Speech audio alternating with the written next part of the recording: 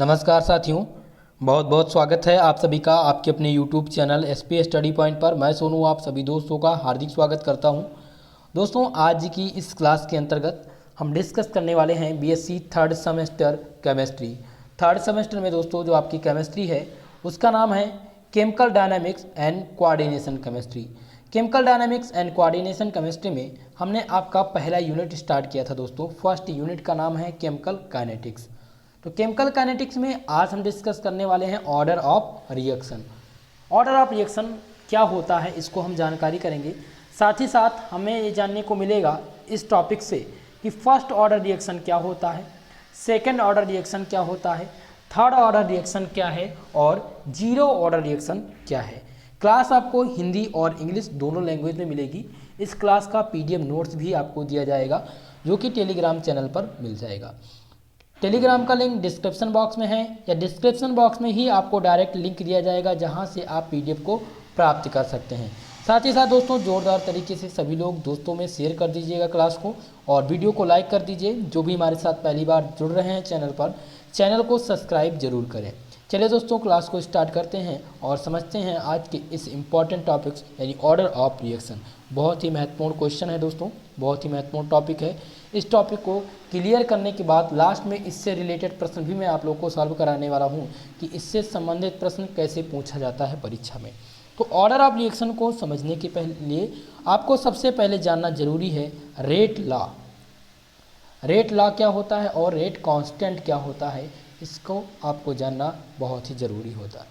तो rate law मैंने आप लोग को पढ़ा दिया है। जैसे कि दोस्तों कंसीडर कोई एक रिएक्शन ले लीजिए, जैसे alpha A plus alpha B. ये कोई रिएक्शन है, रिएक्टेंट है और कोई ये प्रोडक्ट बना रहा है, दोनों मिलकर के प्रोडक्ट बना रहे हैं। तो अब रेट ऑफ लॉ क्या होगा इसका, तो rate law directly proportional to हो जाएगा दोस्तों ए की पावर अल्फ़ा ब्रैकेट इंटू यहाँ पर हो जाएगा बी और ये हो जाएगा इसका पावर अल्फ़ा, यानी पावर के रूप में लिखेंगे। तो फाइनली इसको अगर लिखना हो तो लिखेंगे rate of reaction is equal to K. जब हम प्रोपोर्शनलिटी हटाएंगे तो एक नियतांक जुड़ जाएगा के और ये हो जाएगा ए अल्फ़ा, ये हो जाएगा बी बीटा, ये हो जाएगा आपका रेट, ये आपका रेट लॉ है और के आपका कांस्टेंट है।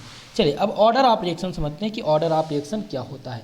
Reaction are generally classified on the basis of their order of reaction, यानी रिएक्शन का जो क्लासिफिकेशन है वो ऑर्डर ऑफ रिएक्शन के आधार पर किया जाता है। इट इज डिफाइंड एज, यानी ये इस तरह से डिफाइन किया गया है, यानी इस तरह से परिभाषित किया गया है, the total number of reacting molecule whose concentration change during the chemical reaction. दोस्तों अभिक्रिया की कोट क्या होती है, जब अभिकारक में रासायनिक परिवर्तन होता है तो इनकी सांद्रताएं भी बदलती हैं। अतः अभिकारक के अणुओं की वह संख्या जो रासायनिक परिवर्तन के परिणाम स्वरूप सांद्रण परिवर्तन होता है अभिक्रिया की कोट कहलाती है। ठीक है, समझ में आ गया। अभिक्रिया की कोट क्या है, जैसे कि एक एग्जाम्पल ले लेते हैं दोस्तों। ए कोई एक रिएक्टेंट है और ये प्रोडक्ट बना रहा है, तो ये आपका क्या हो जाएगा, जो ये ए है ये क्या कर रहा है, इसका जो डेफिनेशन है, परिभाषा क्या बता रहा है, परिभाषा ये कह रहा है कि अभिकारक में अणुओं की संख्या यानी कि ए अल्फा प्लस बी बीटा। अब इसमें क्या कह रहा है कि ये क्या है, ये अभिकारक है दोस्तों। अभिकारक में अणुओं की संख्या यानी कि जो ए अल्फा दिया गया है ये 1, 2 या 3 या 4 भी हो सकता है। ये बीटा जो दिया गया है इसके जगह पे 1, 2 या 3 या 4 भी हो सकता है। ठीक है, यही क्या होता है दोस्तों, यही आपका ऑर्डर ऑफ रिएक्शन इसी से निकालते हैं। जैसे order of reaction equal to होता है alpha plus beta. Alpha plus beta को दोनों ऐड कर देंगे तब आपको पता चलेगा अभिक्रिया की कोटि। जैसे मैं एक एग्जांपल कंसीडर करता हूँ, एक एग्जांपल ले लेता हूँ, ए अल्फा ए प्लस बीटा बी। ठीक है, ये कोई प्रोडक्ट बना रहा है। ठीक है, अब इसमें आपसे पूछा जाए कि ये बताइए रेट लॉ क्या होगा, तो रेट लॉ आपको पता है। रेट लॉ किस प्रकार से लिखते हैं, रेट यानी कि rate of reaction directly proportional to क्या हो जाएगा, ए अल्फा हो जाएगा, ए की पावर अल्फा और बी की पावर अल्फा हो जाएगा। लेकिन ऑर्डर ऑफ रिएक्शन निकालना है। तो अब इसमें पूछा जाए ऑर्डर, तो ऑर्डर में क्या करेंगे, जो ये आपका अल्फा और ये बीटा है उसी को ऐड कर देंगे, अल्फा प्लस बीटा दोनों को जोड़ देंगे, ये हो जाएगा अल्फा बीटा, यही आपका क्या हो जाएगा, ऑर्डर ऑफ रिएक्शन हो जाएगा। ठीक है, चलिए आप समझते हैं कि फर्स्ट ऑर्डर रिएक्शन किसे कहते हैं, यानी अभिक्रिया की कोटि एक कब होगी। जैसे कोई एक प्रोडक्ट एक ही है, सिंगल है, और ये क्या कर रहा है, प्रोडक्ट बना रहा है, तो इसकी अभिक्रिया की कोटि क्या होगी दोस्तों, ए होगी। जैसे कि यहाँ पर ए था, अब एक ही तो है, तो इसमें कोई प्रोडक्ट ऐड ही नहीं, कोई भी रिएक्टेंट और ऐड ही नहीं, अभिकारक एक ही अभिकारक है। ठीक है, ये प्रोडक्ट बना रहा है। अब इसको लिखेंगे कैसे, इसको लिखेंगे dx/dt इक्वल टू के और ए, इसको ए लिख देंगे एक ही। अगर यहाँ पर 2 लगा होता तो क्या हो जाता दोस्तों, यहाँ पर हो जाता अभिक्रिया की कोटि 2 हो जाती। ठीक है, इसको ऐड करने के बाद तो अब इस अभिक्रिया की कोटि क्या निकल के आई, अभिक्रिया की कोटि 1 की निकल के आई। यदि a प्लस बी कोई 2 रिएक्टेंट हैं, 2 अभिकारक हैं और मिल करके एक प्रोडक्ट बना रहे हैं, तो इसका जो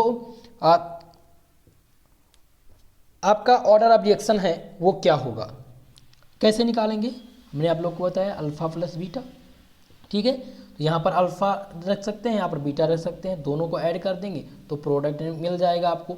तो किस प्रकार से dx/dt इक्वल टू ए और बी हो जाएगा। तो अभिक्रिया की कोटि यहाँ पर क्या होगी, एक रिएक्टेंट और एक रिएक्टेंट, 1 + 1, यानी कि अभिक्रिया की कोटि क्या हो जाएगी, 2 हो जाएगी। जैसे कि एक एग्जाम्पल कंसीडर कर लेते हैं, a + 2b।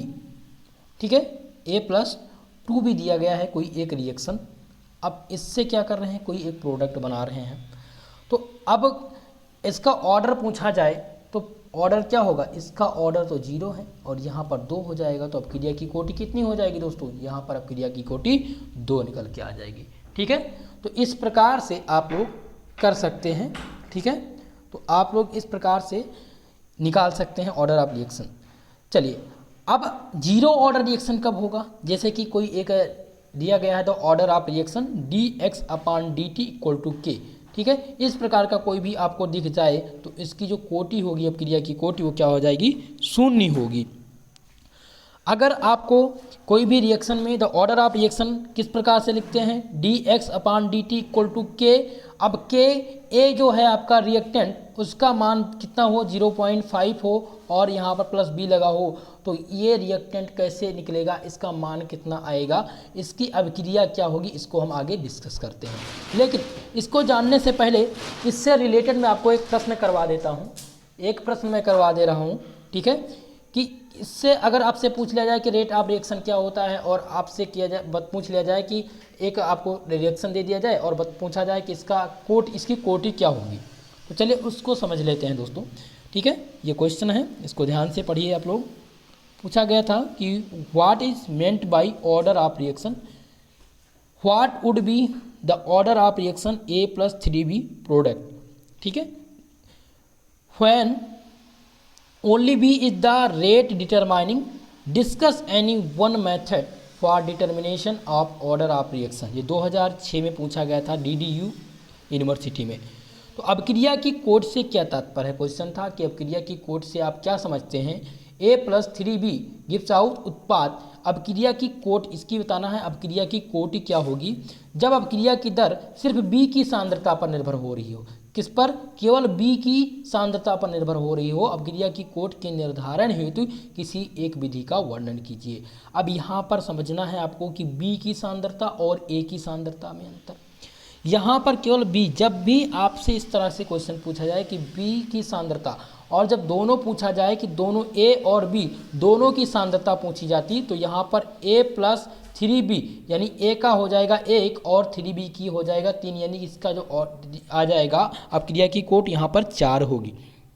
लेकिन यहाँ केवल और केवल 3, यानी कि आपसे केवल b की सांद्रता पूछी गई है कि जब अभिक्रिया की दर कितनी है, 3 है, और ये b की सांद्रता पर निर्भर हो रही हो। अभिक्रिया के कोट के निर्धारण हेतु किसी एक विधि का वर्णन कीजिए। चलिए, तो सबसे पहले आप लोग को बताना है क्या, ऑर्डर ऑफ रिएक्शन क्या होता है। तो ऑर्डर ऑफ रिएक्शन में be defined as the number of molecule whose concentration determining the rate of reaction at a given temperature और the sum of power to which the reactant concentration are release in the rate expression is known as order of reaction.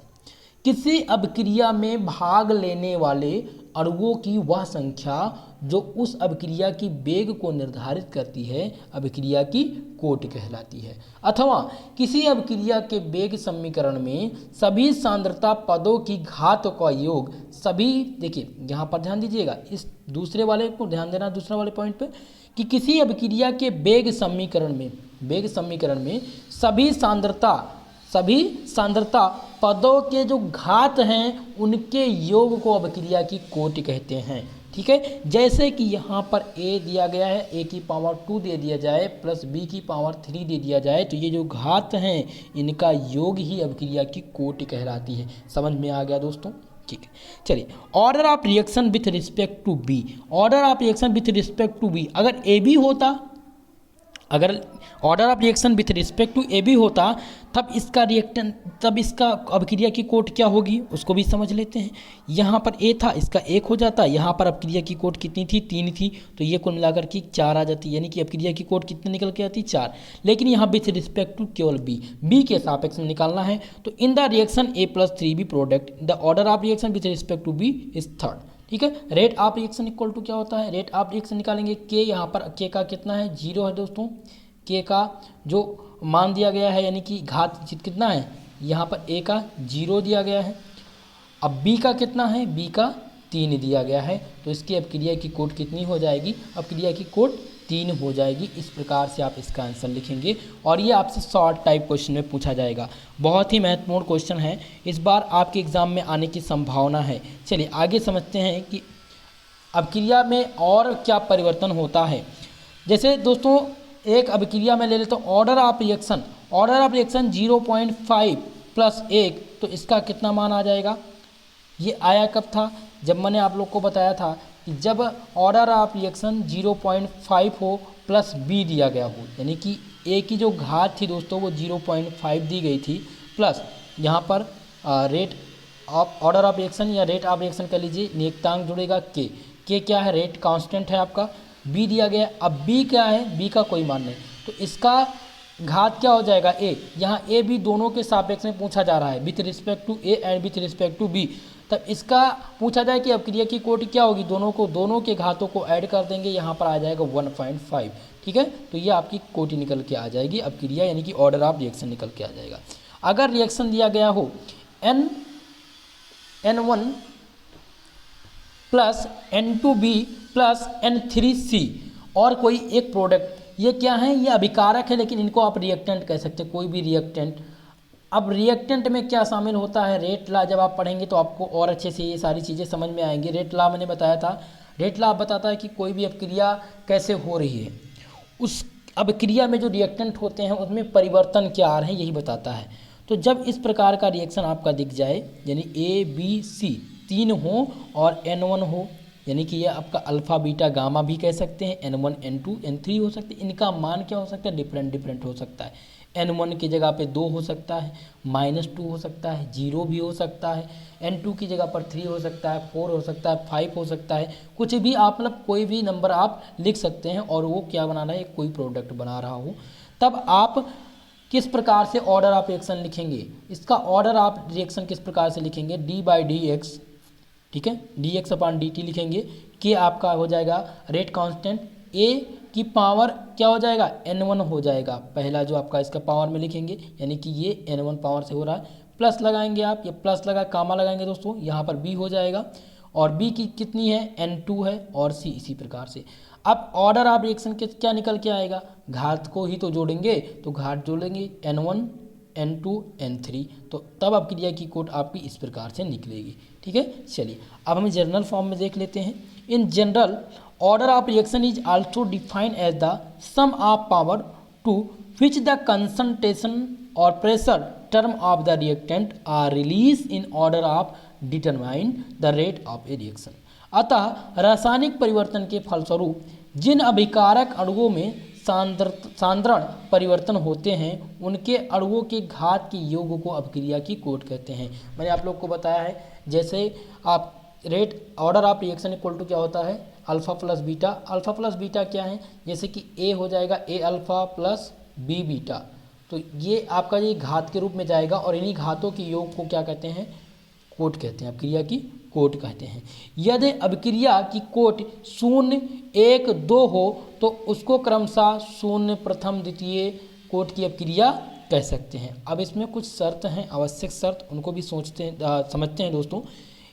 It is not necessary that order of reaction and molecularity of are always equal. For example the thermal dissociation of nitrogen pentoxide is shown as. देखिए यहाँ पर दिया गया कि ये आवश्यक नहीं है कि अणु संख्यता या अणुकता तथा अभिक्रिया की कोट सदैव समान हो। सदैव समान तो हो नहीं सकती, भिन्न भिन्न हो सकती है। जैसे नाइट्रोजन पेंटाऑक्साइड का पतीय वियोजन निम्नलिखित समीकरण से प्राप्त हो रहा है। यहाँ पर देखिए 2 दिया गया है N2O5, ये क्या दिया गया, नाइट्रोजन पेंटाऑक्साइड दिया गया है। अब ये क्या कर रहे हैं, ये प्रोडक्ट, ये आपका रिएक्टेंट हो गया और ये बना रहा है प्रोडक्ट। अब यहाँ पर ये बताया जा रहा है, दर्शाया क्या जा रहा है, दर्शाया जा रहा है कि कोई ये आवश्यक नहीं है, जो अणुयुक्ता है, जो आपकी अभिक्रिया की कोटि है वो सदैव समान होगी, वो भिन्न भिन्न हो सकती है। जैसे कि आपने यहाँ पर एक रिएक्टेंट देखा और यहाँ पर क्या निकल के आया, 4NO + O2 निकल के आया, ठीक है। तो ये डिपेंड करता है आपकी अणुयुक्ता पर और ये निर्भर नहीं है कि हमेशा आपका जो रेट यानी कि ऑर्डर ऑफ रिएक्शन होगा वो समान होगा। दूसरा कंडीशन ये है दोस्तों, जैसे कि समीकरण को हम देखते हैं, in the appear to bimolecular reaction but this thermal dissociation is directly proportional to concentration of N2O5, hence it order of reaction is 1, this reaction occur 2 step. इस प्रकार के रिएक्शन, जब इस प्रकार के रिएक्शन हो आएंगे आपके सम्मुख, तो ये रिएक्शन 2 चरणों में होगा। एक चरण में ये रिएक्शन को कंप्लीट नहीं कर पाएंगे और वहाँ पर हमें 2 चरणों में इसका रिएक्शन करना होगा।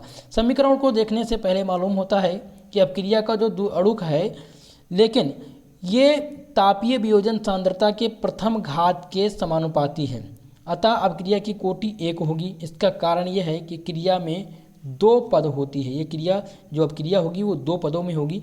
पहला दिया गया यहाँ पर N2O5, ये आपका क्या निकल के आएगा, N2O4 प्लस यहाँ पर ऑक्सीजन रिलीज होगा, ये 100 स्टेप हो जाएगा। दूसरा स्टेप में हो जाएगा ऑक्सीजन और ये 2 निकल के आएगा। तो अभिक्रिया की कोट क्या हो जाएगी, यहाँ पर एक ही रिएक्टेंट इन्वॉल्व हो रहे हैं, तो यहाँ पर अभिक्रिया की कोट क्या निकल के आएगी दोस्तों, एक ही होगी, ठीक है। तो इस प्रकार का रिएक्शन अगर आपके सम्मुख आएगा तब भी आपको ध्यान देना है। इससे रिलेटेड MCQ प्रश्न बहुत पूछे जाते हैं। MCQ प्रश्न ये ऑब्जेक्टिव प्रश्न पूछे जाते हैं जो DDU यूनिवर्सिटी में पूछे जाएंगे, इस बार बहुत ही ज़्यादा महत्वपूर्ण रहेंगे।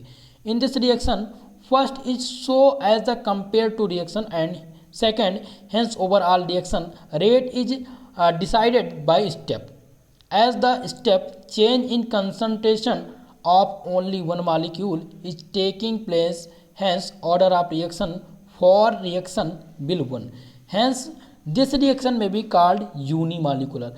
अब दोस्तों यूनिमॉलिक्यूलर क्या है, ये मैंने आप लोग को पढ़ा दिया था। कब पढ़ाया था, जब मैंने मॉलिक्यूलरिटी बताई थी आपको।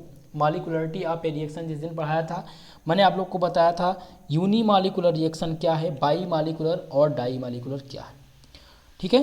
ट्राईमॉलिक्यूलर रिएक्शन क्या होता है, जब प्रोडक्ट, जब आपका माफ करिएगा रिएक्टेंट 3 चरणों में हो तो उसको क्या कहते हैं, ट्राईमॉलिक्यूलर।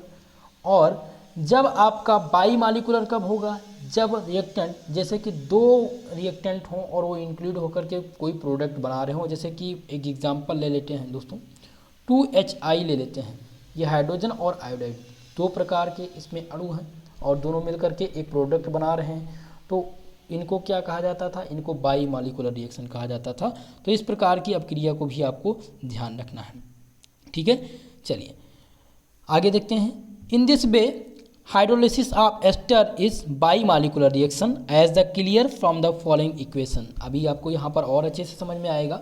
यहाँ पर दिया गया है कि इसमें क्रिया फर्स्ट जो दिया गया है वो बहुत ही मंद है, सेकंड जो है सेकेंड की अपेक्षा जो पहला है वो बहुत ही मंद है, इसीलिए संपूर्ण क्रिया का वेग पद द्वारा ही निर्धारित, यानी कि संपूर्ण क्रिया का वेद पद प्रथम द्वारा ही निर्धारित होता है, क्योंकि इस पद में केवल एक ही अणु की सांद्रता में परिवर्तन हो रहा है, इसलिए इस अपक्रिया की कोट एक ही होगी, केवल एक ही होगी। इस दृष्टिकोण से क्रिया को कभी कभी आणविकता भी कह सकते हैं, यानी यूनिमॉलिक्यूलर भी कह सकते हैं।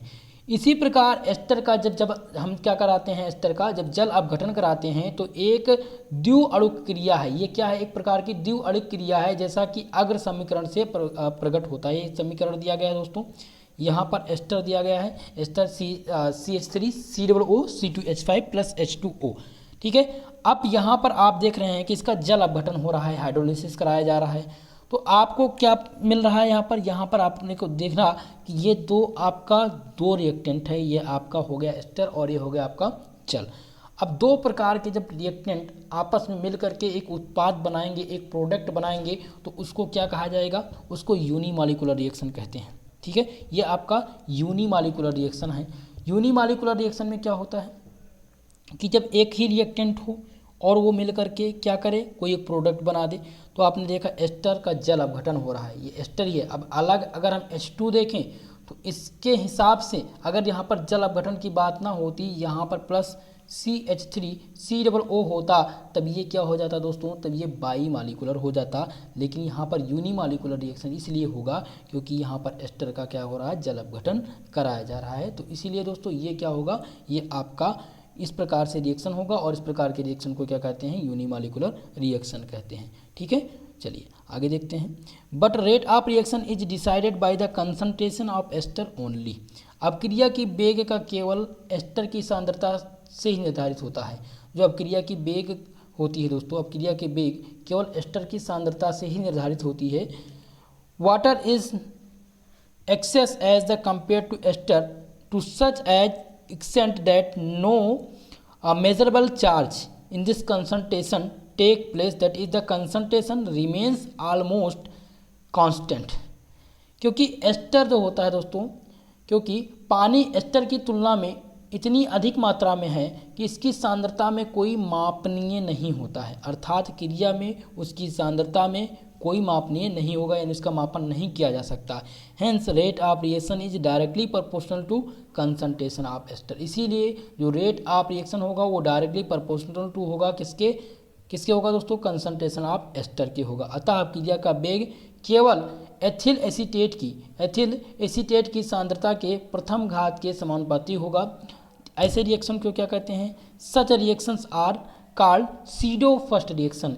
ऐसी अपक्रियाओं को छद्म प्रथम कोट की अपक्रियाएं कहते हैं। ठीक है, इसी प्रकार को क्या कहते हैं, सीडो रिएक्शन कहते हैं। बहुत ही मोस्ट इंपॉर्टेंट है सीडो रिएक्शन, हमेशा पूछा जाता है दोस्तों। ठीक है, तो इस प्रकार से आप लोग इसको तैयार कर लीजिएगा। तो पूरा का पूरा मैंने आपको माफ करेगा ऑर्डर ऑफ रिएक्शन मैंने बता दिया है, ऑर्डर ऑफ रिएक्शन कैसे निकालते हैं।